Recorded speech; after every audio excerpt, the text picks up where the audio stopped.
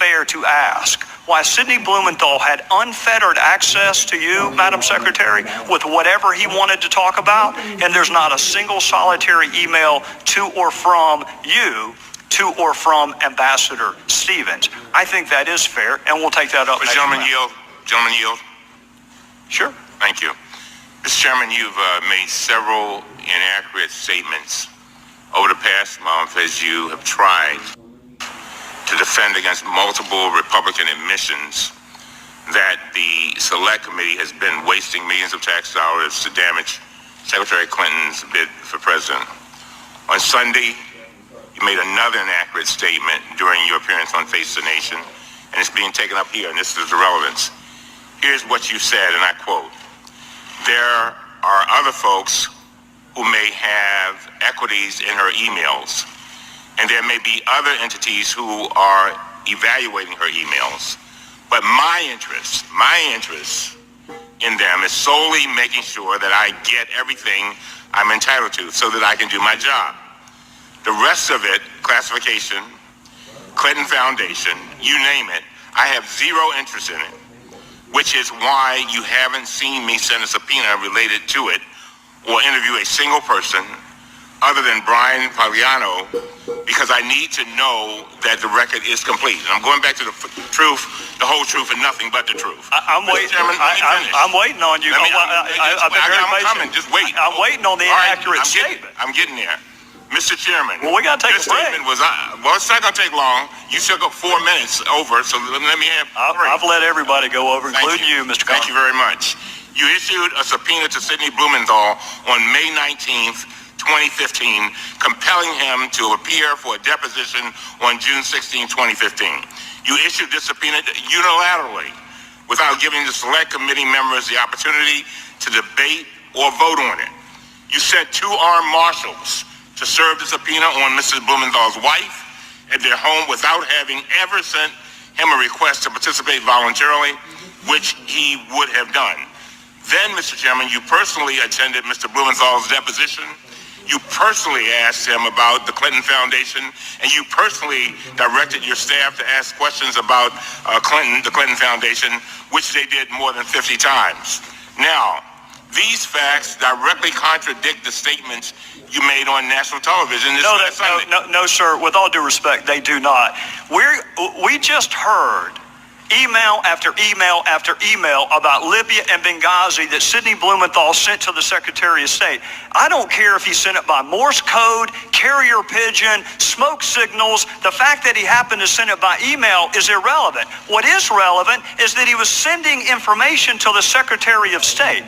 That is what's relevant. Now, with respect to the subpoena, if he'd bothered to answer the telephone calls of our committee, he wouldn't have needed a subpoena.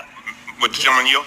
I'll be happy to, but you need to make sure the entire record is correct, Mr. Cummings. And that's exactly what I want to do. Well, then go ahead. I'm about to tell you. I move that we put into the record the entire transcript of Sidney Blumenthal. We're going to release the emails. Let's do the transcript. That way the world can see it. Well, we didn't. Motion has been seconded.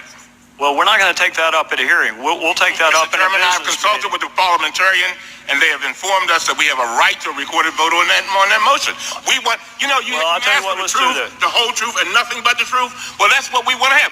Let the world see it. Why is it that you only want Mr. Blumenthal's transcript released? Why don't you want the survivors? All of them released. The survivors, even their names? Let me tell you something. No, you want that released? Let me tell you something. Right now, the only one you've asked for is Sidney Blumenthal. That's the only one you've asked for. That and Miss Mills. Cheryl Mills.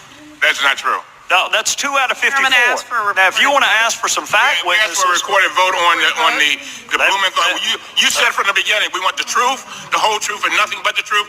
Why don't we just put the entire transcript out there and let the world see it? What do you have to hide? These are the only emails that you have released. In the fairness to Mr. Blumenthal and to the American people, in the interest of a complete record, if you're going to release his emails, release his transcript where he has a chance to give the context of those emails. Well, you keep referring to Blumenthal emails. I would hasten to remind both of you, the only reason we have Blumenthal emails is because he emailed the Secretary of State. Those are her emails. That's why they were released. They're not Blumenthal's emails, and she wanted all of her emails released. She's been saying since March, I want the entire world to see my emails. Well, Sidney Blumenthal's emails are part of that. So here's what I'll do. I'll be happy to talk to the parliamentarian, because the parliamentarian told me that your motion actually would not be in order for a hearing. But at the latest, we'll take a vote. And the first week we are back, after this week, we'll have a business meeting. We can take up Mr. Blumenthal's transcript. We can take up whatever other transcripts you want. And while we're there, we can also take up the 20-some-odd outstanding discovery requests that we have to different executive branch entities. Why don't we just take all of it up then? Mr. Chairman, the allegations that have been made against him are refuted by his own testimony. In the interest of not having... That's your opinion, Adam. Well, if you disagree, then release the transcripts. What allegation, Adam? Why conceal the transcripts, even if the motion were not in order? You have the power to release them. You have the power I'll tell you why, because I'm not going to release one transcript of someone who knows nothing about Libya by his own admission, while people who risk their lives, you have no interest in their story getting out. You don't want the 18 DS agents. You don't want the CIA agents. The only transcripts you want released are Miss Mills and Sidney Blumenthal. Mr. Chairman, so we'll take all of this up in November. The only person you were interested in asking about during your entire questioning was Sidney Blumenthal. If you're so interested in him, release the transcript. You selectively released his emails. They're the only witness you've done that for. So you're asking, why are we only asking for his transcript? I'm going to ask the gentleman from California to please do a better job of characterizing. These are not Sidney Blumenthal's emails. These are Secretary Clinton's emails. And I'll tell you what, if you think you've heard about Sidney Blumenthal so far, wait till the next round. Sure. With that, we're adjourned.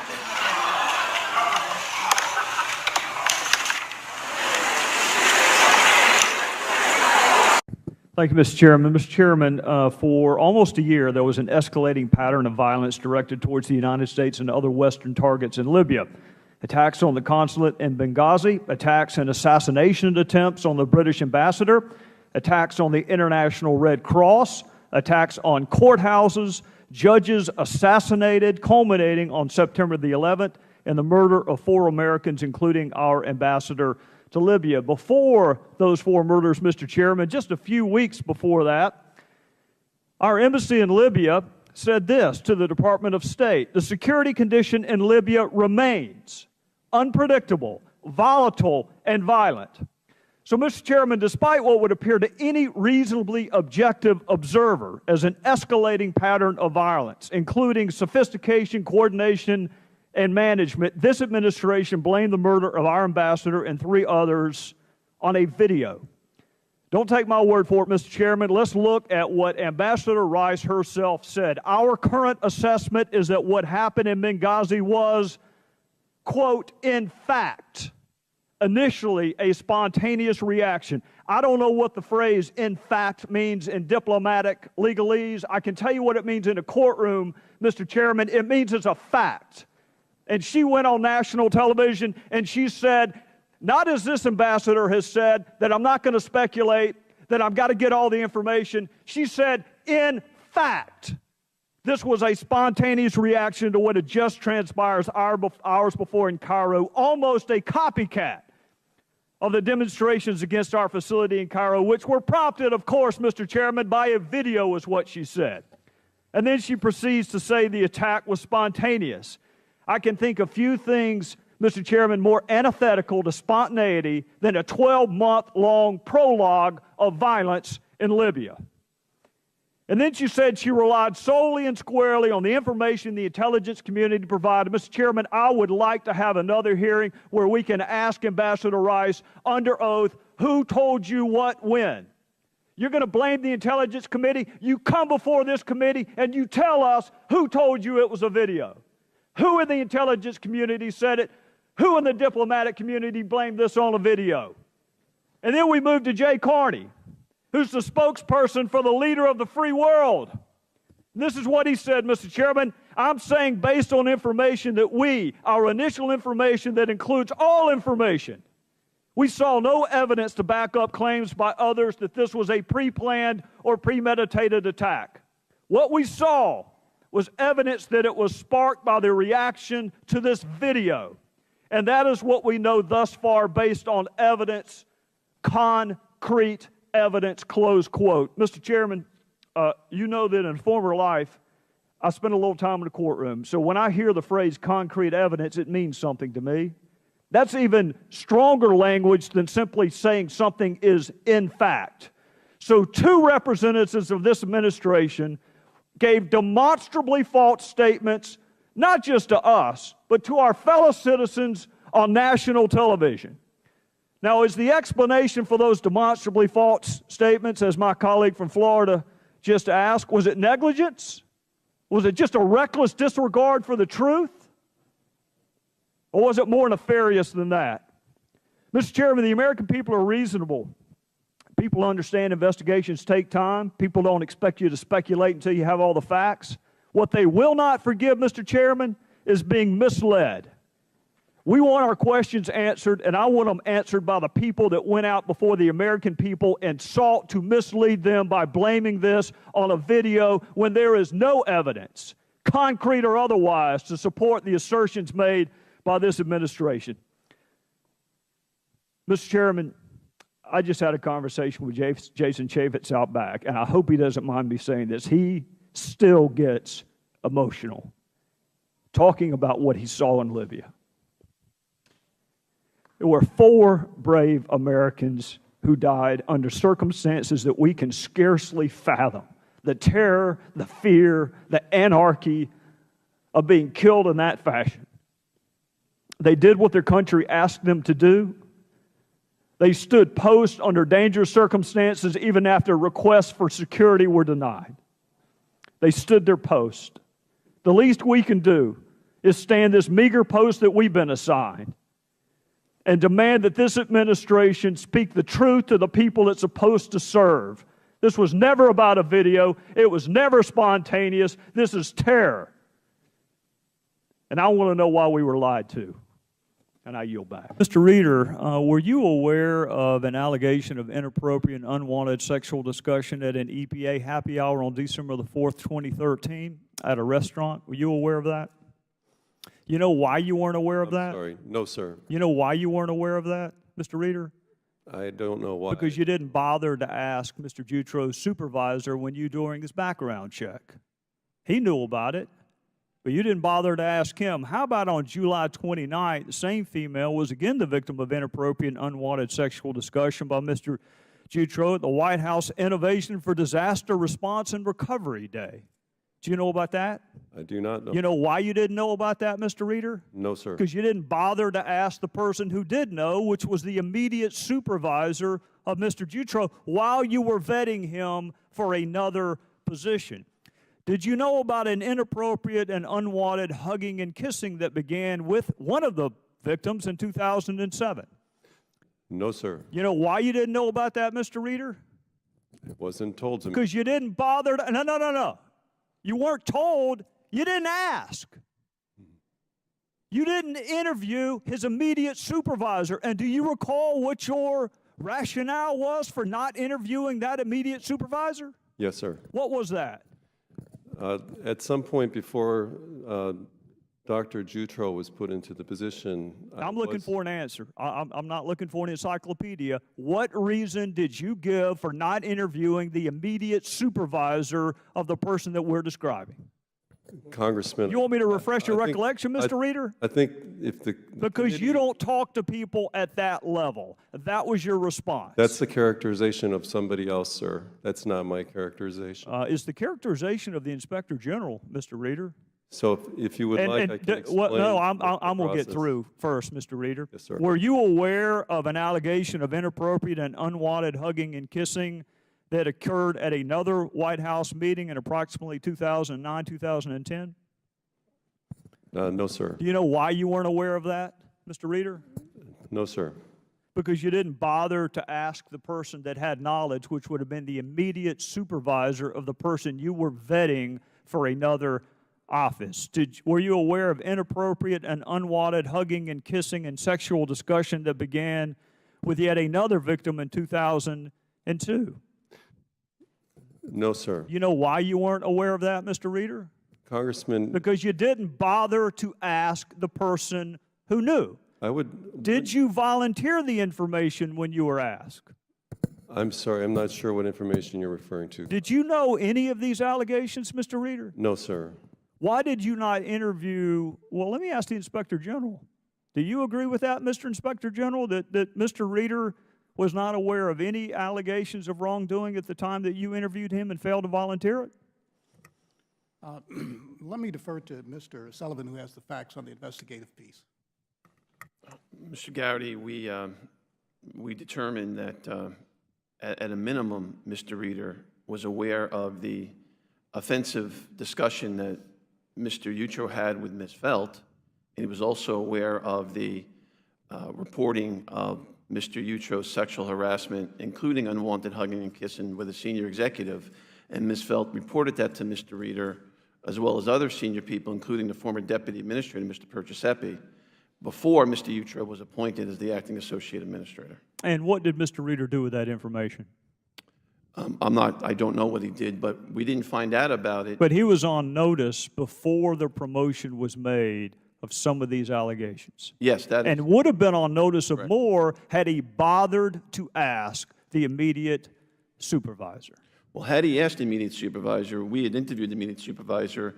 That supervisor told us I would have absolutely shared that with Mr. Reeder, but he was never contacted. I yield back, Mr. Chairman. Thank you, Mr. Chairman. Mr. Holder, Assistant Attorney General Ronald Weitz wrote a letter to a member of Congress, February 2011, a letter which was demonstrably false. Your department withdrew that letter 10 months later. When did you learn that that letter was false? Well, I would not characterize the letter as false. I'd say it contained inaccuracies. Well, Mr. Attorney General, it contained material, demonstrably false statements. Agreed? No. You don't think they're demonstrably false when you represent that ATF makes an effort to interdict all weapons going to Mexico? You don't think that's demonstrably false? Not in the way you use the word. You said... Well, how do you know what way I use the word? I'm listening to you. Is it false? Can I demonstrate that it's false? Well, you said materially false. Now, you're using legal terms there. You're a lawyer, and so you're now we're in that realm. And you said materially false, and that's a fundamentally different thing. All right. Do you think it was demonstrably false? I would say that it was inaccurate. All right. When did you learn that it was inaccurate, demonstrably false? You know, I'm not sure, but I had concerns about it early enough that in spite of the expression on February 4th, I ordered that investigation on February the 28th, and as it was an evolving process. As time went on, more and more information became available, and it became more and more clear that that letter contained inaccurate information. Well, it strikes me that if a statement that false were made to a judge, you would have withdrawn that statement, that brief, that memo, that filing the moment that you learned it was false. Well, and I'm just curious why there's not the same regard for this branch of government that there would be for the judicial branch of government. Well, if you look at what happened over the course of months between the time of the letter until it was formally withdrawn, there were a number of instances where we indicated that we had concerns about what was in the letter. In testimony that Mr. Weitz gave, at one point I believe he says we are not, I don't remember the exact expression that he used, but he indicated there that we had concerns. In a letter that I sent, I guess in October, I indicated there were problems with Fast and Furious, which was inconsistent with what the letter said. There are a number of things that happened between February 4th and I guess December, November, whenever it is that we actually withdrew. Let's go back to February 4th, because there are at least 4 senior DOJ officials who knew or should have known that letter was false at the time it was delivered. Your Chief of Staff, Gary Grindler, saw a map of Mexico where guns were being recovered. He was debriefed on Fast and Furious. He knew that cash was being paid for the weapons in Arizona. Lanny Brewer, you will concede, knew for a fact that gun walking was taking place in February of 2011. Agreed?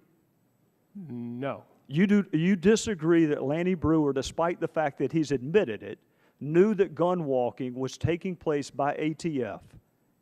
Mr. Attorney General, there are emails where he admitted it in October of 2010. Hey, now, Congressman, you have to be careful here. He said that he knew about gun walking in Operation Wide Receiver. Right, which is why it's very important. Mr. White didn't say Furious. Fast and Furious in his letter to Senator Grassley.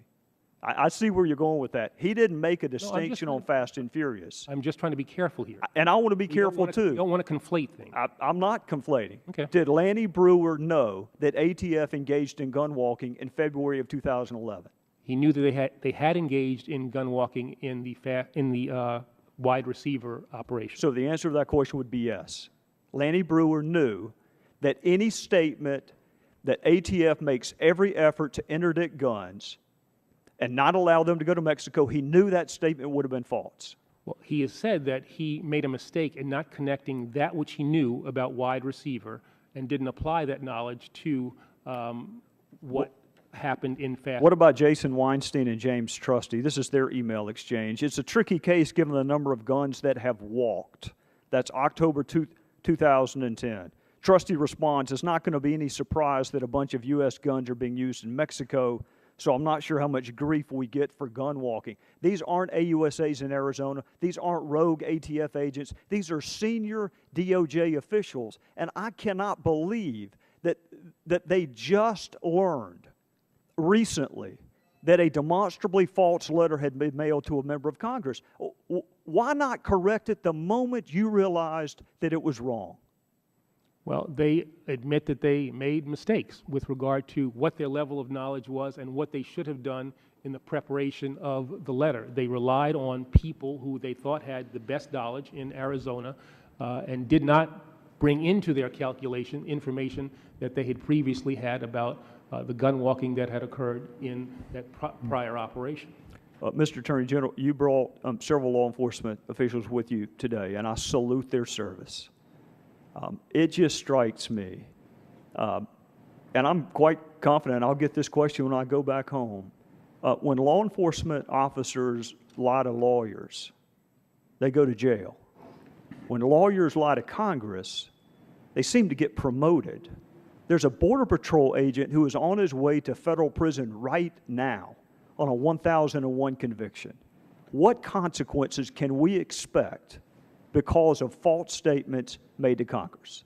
The gentleman's time has expired, and if the Attorney General will respond to the question.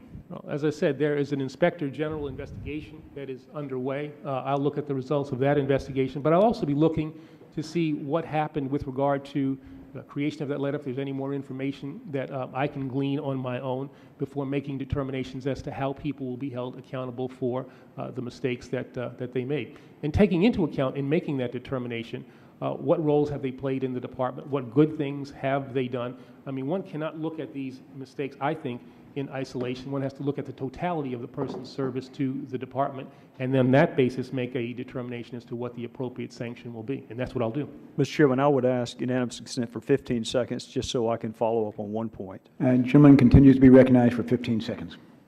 Mr. Attorney General, it just seems to me that the policy is now going to be, let's get the least knowledgeable person that we can to write the letter. I found the exchange between you and Chairman Sensenbrenner to be interesting on mens rea. The defense is that Mr. White didn't know what he didn't know, so we're going to get the least knowledgeable person in the Department of Justice to write the letters to members of Congress. Is that what we can expect from now on? No, what you could expect from this Department of Justice, as long as I'm the Attorney General, is that we will do our best to get you accurate information as quickly as we can. And I actually think that one of the problems with regard to the Fast and Furious response is that we were rushed. That people, although if you look at that email, all those emails that we sent around, you see that people are really interacting with one another, trying to find information, but I think there was a time pressure there that frankly they should not have allowed in the process. They should have taken more time, sent a placeholder response or something like that, and if it took 2 weeks to get a response back to Congress, that would have been better than I think the 4 or 5 days that it took. I think that is certainly one of the problems, and there was a lesson learned. Thank you, Mr. Chairman.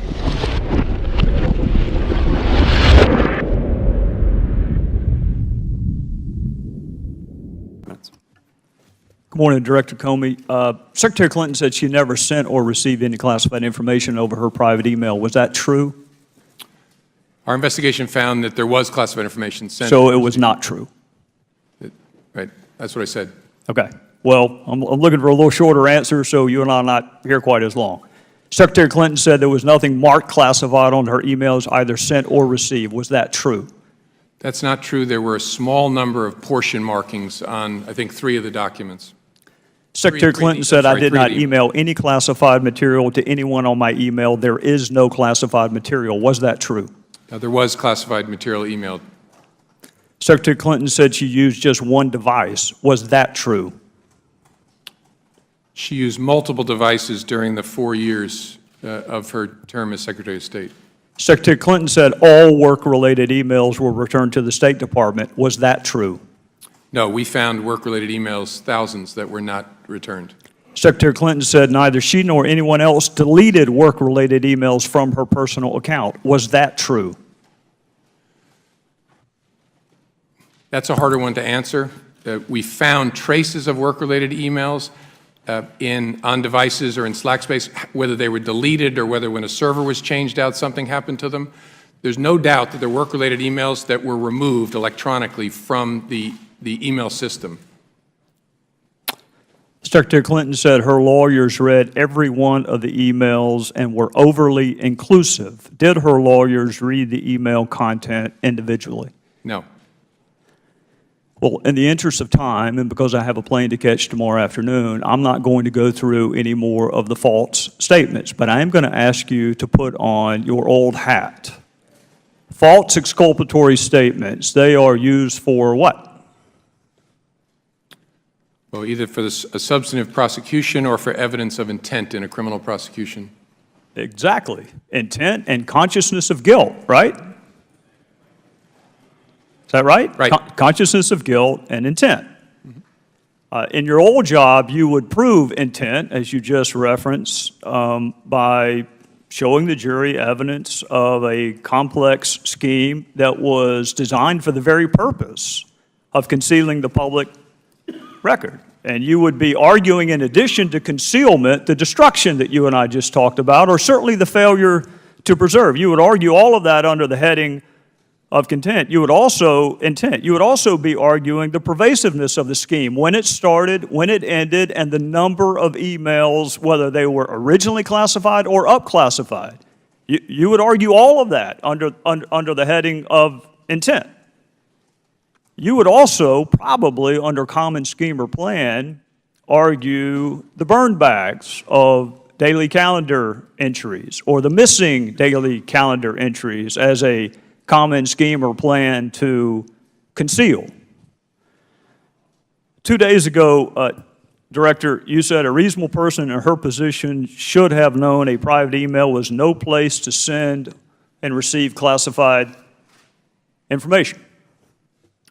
You're right, an average person does know not to do that. This is no average person. This is a former First Lady, a former United States Senator, and a former Secretary of State that the President now contends is the most competent, qualified person to be president since Jefferson. He didn't say that in 2008, but he says it now. She affirmatively rejected efforts to give her a state.gov account. She kept these private emails for almost 2 years and only turned them over to Congress because we found out she had a private email account. So you have a rogue email system set up before she took the oath of office, thousands of what we now know to be classified emails, some of which were classified at the time. One of her more frequent email comrades was in fact hacked, and you don't know whether or not she was. And this scheme took place over a long period of time and resulted in the destruction of public records, and yet you say there is insufficient evidence of intent. You say she was extremely careless, but not intentionally so. You and I both know intent is really difficult to prove. Very rarely do defendants announce, on this date, I intend to break this criminal code section. Just to put everyone on notice, I am going to break the law on this date. It never happens that way. You have to do it with circumstantial evidence. Or if you're Congress and you realize how difficult it is to prove specific intent, you will formulate a statute that allows for gross Negligence. My time is out, but this is really important. You mentioned there's no precedent for criminal prosecution. My fear is there still isn't. There's nothing to keep a future Secretary of State or President from this exact same email scheme or their staff. And my real fear is this. It's what the chairman touched upon. This double-track justice system that is rightly or wrongly perceived in this country. That if you are a private in the Army and you email yourself classified information, you will be kicked out. But if you are Hillary Clinton and you seek a promotion to Commander-in-Chief, you will not be.